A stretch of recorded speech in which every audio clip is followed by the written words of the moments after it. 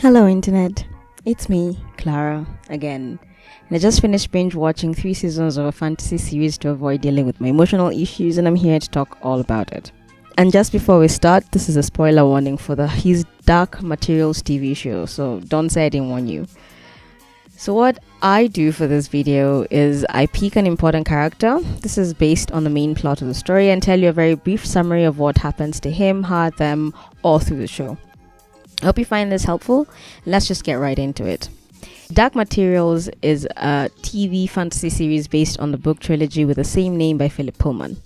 It was first adopted into the movie, The Golden Compass, with Daniel Craig, Meg Ryan, and Dakota Blue Richards in the titular roles.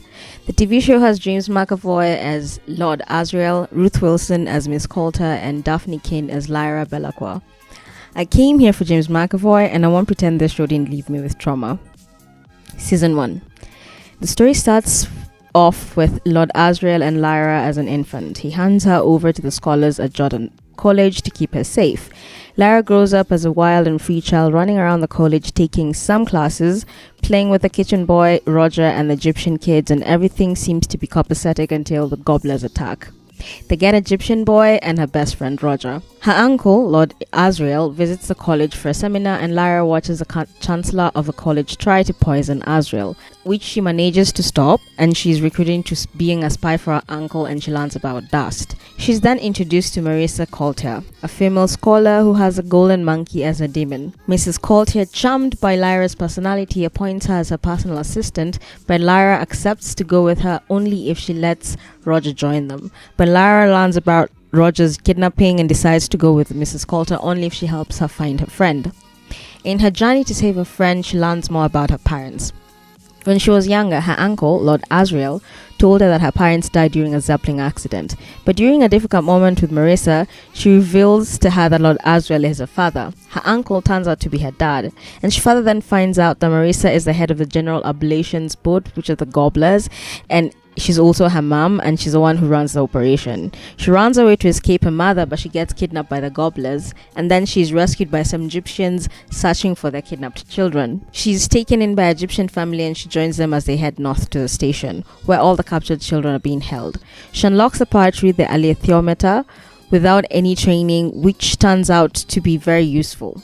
With the use of the alethiometer, she meets Yorick Brennington, a disgraced Ahmed bear, and helps him win back the throne of the Bear Kingdom. He names her Lyra Silvertongue after that.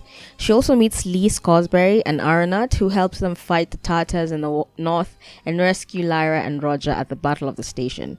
The alethiometer also helps her find a missing Egyptian child, who informs the rest of the rescue party about what the gobblers were really doing to them.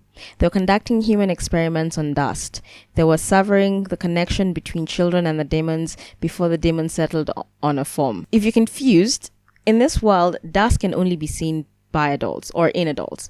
When you hit adulthood, the demon settles on a form that represents your soul or the shape of your soul. So basically, the gobblers were severing the connection of a child to its soul, trying to see if they could get rid of the evil before it showed.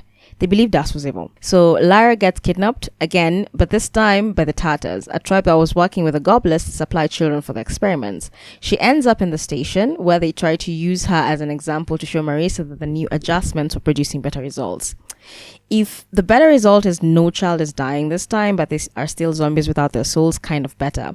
When Marissa saves her from being chopped, and then Lyra destroys the machine, hence destroying the lab, and they escape with Roger. After that, her, Roger, and Eric head to the top of the mountain so that Lyra could deliver the alethiometer to her dad, who seems really angry and upset to see her, until he meets Roger, the kitchen boy. He allows them to stay, but concocts a plan with Thorold, the housekeeper, to help Lyra leave the lab in the mountains without Roger. He tricks Roger to accompany him to the peak with the promise that Lyra will join them later to trap him and his demon, and using the power generated from splitting a soul to create a window to the city in the sky.